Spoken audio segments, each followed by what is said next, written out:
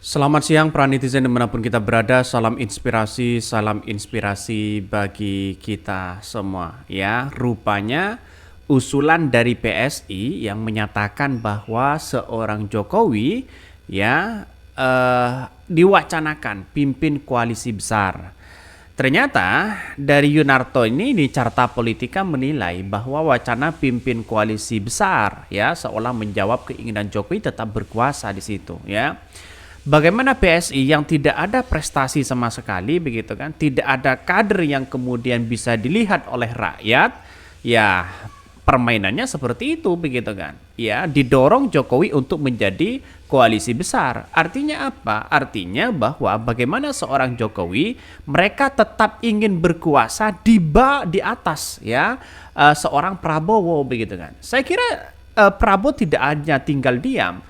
Siapa mereka? Dalam artian kalau memang seorang Jokowi memang betul ya ada cawe-cawe kiwat untuk memenangkan seorang Prabowo, ya boleh-boleh aja. Tapi kan seorang Prabowo kan harus punya teguh pendirian, punya konsep sendiri begitu kan, tidak bisa diatur-atur.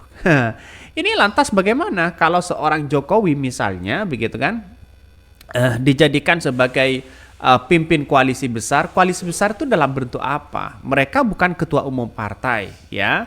Yang jelas adalah nanti adalah mereka mantan presiden. Masa mantan presiden mau pimpin koalisi besar? Saya kira dampaknya tidak ada, begitu kan. Di belakang-belakang Jokowi, saya kira banyak orang yang akan meninggalkan Jokowi karena presidennya bukan Jokowi, tapi adalah seorang Prabowo, begitu kan.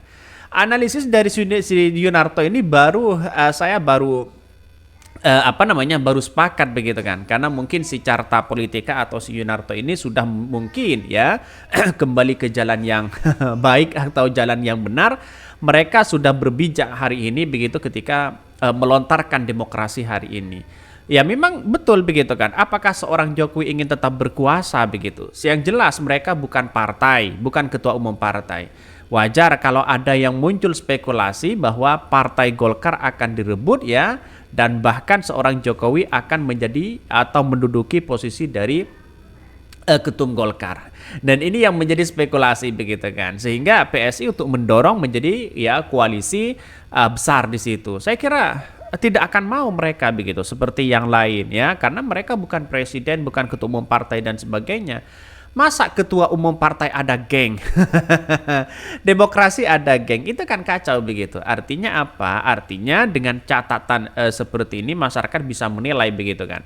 Bahkan apa yang disampaikan si Yunarto ini memang benar begitu. Apakah Jokowi ingin tetap berkuasa begitu kan? Jangan-jangan ya selama ini ya buatlah partai baru di situ begitu kan. Baru mereka berkuasa seenaknya ya. Kan ada PSI di situ. Silakan menjadi ketua umum PSI kan, daripada merebut partai orang. Kan logikanya sederhana sekali begitu.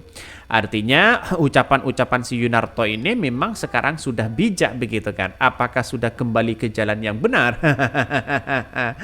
Itu banyak spekulasi dan komentar-komentar netizen yang mengatakan bahwa wah tidak boleh dong ya seorang Jokowi nanti misalnya menjadi ketua koalisi atau pimpin koalisi besar di situ. Karena apa? Ya dampaknya mereka bukan ketua umum partai. Pengaruhnya sudah tidak ada lagi setelah lengser tidak menjabat presiden begitu kan. Masa seorang Prabowo mau disetir seorang Jokowi? Saya kira tidak bisa. Artinya apa? Ya, mengapa Jokowi ingin tetap begitu kan didorong untuk bisa berkuasa? Karena ya bagaimanapun anaknya yang ada di dalamnya ya misalnya menjadi wakil presiden, maka ya hanya titipan saja mereka.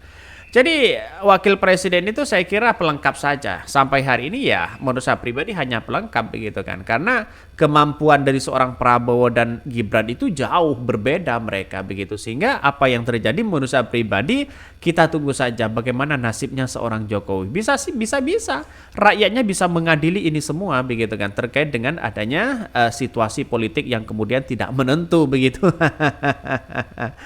Bahkan ini menjawab dari hal ini begitu kan, ada yang mengatakan begini, setelah tanggal 20 Oktober 2024 ya Indonesia akan memasuki era baru, punya presiden de facto dan presiden de jure ya, atau unik juga.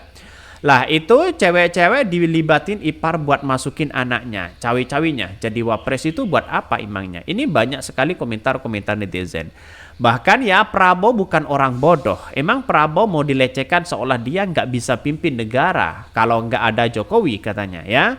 Tidak ada seorang pun pemimpin yang mau direcoki sama siapapun juga termasuk Jokowi ya. Cepat atau lambat akan ditendang. Dalam politik tidak ada akad hutang budi. Betul begitu kan.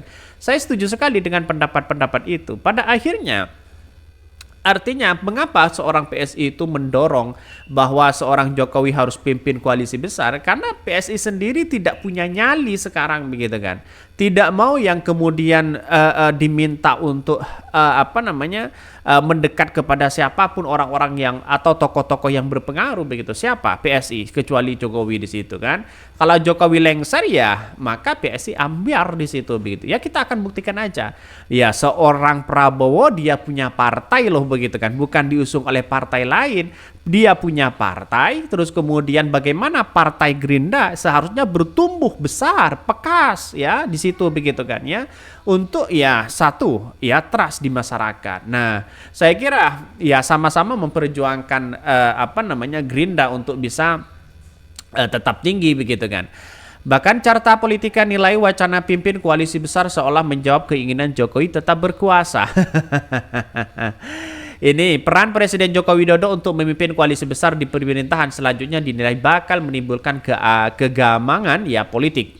Direktur Eksekutif Carta Politika Yunarto Wijaya menilai ide agar Jokowi ya memimpin koalisi besar di pemerintahan selanjutnya seolah menjawab adanya keinginan Presiden Jokowi untuk tetap berkuasa. Yunarto mengingatkan sebelum ada ide Jokowi memimpin koalisi besar, ada wacana 3 periode disusul kemudian ya pemilu yang ditunda agar program-program Jokowi saat berkuasa 10 tahun bisa tetap berjalan. Bayangkan begitu kan, ingin Jokowi 3 periode, ingin tetap berkuasa, ya semuanya. Mereka kenapa begitu kan? Ini negara demokrasi, bukan negara monarki, bukan negara kerajaan begitu kan. Ya seorang Pak Jokowi kan tidak tahu terkait dengan demokrasi hari ini begitu kan. Ya demokrasi yang kemudian menjunjung tinggi asas ya rakyat Indonesia, malah ya semuanya keluarganya, menantunya, semuanya anaknya begitu kan ya ingin tetap berkuasa di situ begitu kan.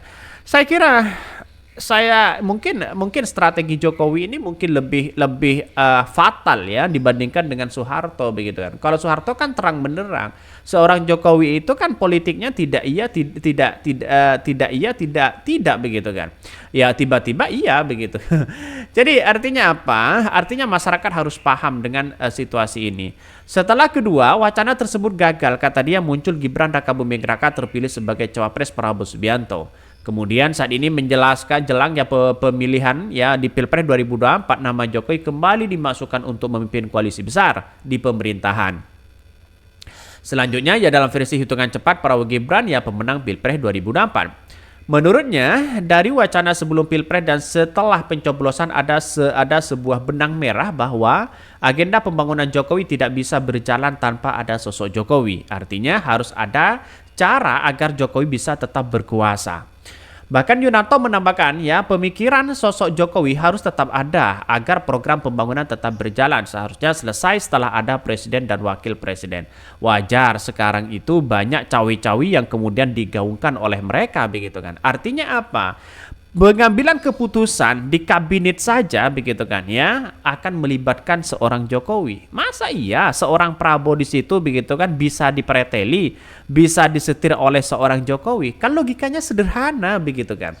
Katanya berdiri di atas kaki sendiri apakah hanya omong kosong kepada seorang Prabowo? Nah ini yang menjadi catatan penting.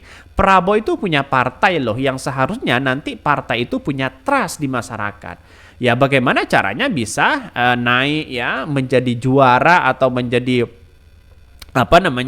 kekuatan di parlemen di situ begitu. Seorang Jokowi kan mereka tidak punya partai. Kalau mereka ingin menjadi pimpin koalisi besar, saya kira agak jauh mereka begitu kan. Dorongan dari PSI, saya yakin dan saya yakinnya dari Partai Demokrat, dari Partai PAN, terus kemudian dari partai-partai yang lain mungkin tidak akan setuju. Ya, dalam sebuah koalisi besar itu tidak ada yang namanya geng begitu kan ya. Yang ada nama rasa kesepakatan begitu kan. Kalau tidak sepakat ya silakan pindah ke yang lain. Kan logikanya sederhana begitu. Ya, kan nggak tahu kalau ingin menjadi diktator begitu kan ya, diktator partai misalnya, saya kira tidak bisa begitu kan. Maka ini harus benar-benar diawasi betul. Jangan sampai dengan nuansa-nuansa seperti itu bisa saja terjadi ya koalisi besar begitu kan ya untuk menjadi pemimpin siapa di dalamnya. Tapi ini keuntungan bagi PSI. Tapi yang lain tidak ada untungnya sama sekali karena seorang Jokowi bukan seorang presiden lagi nantinya begitu. Mungkin itu ya yang kami sampaikan ya, tonton terus channel Hot dari Podcast Rakyat ini karena ada berita-berita menarik dan viral setiap harinya. Salam para netizen, salam inspirasi bagi kita semua. Jangan lupa di subscribe dan YouTube Hot dari Podcast Rakyat ini.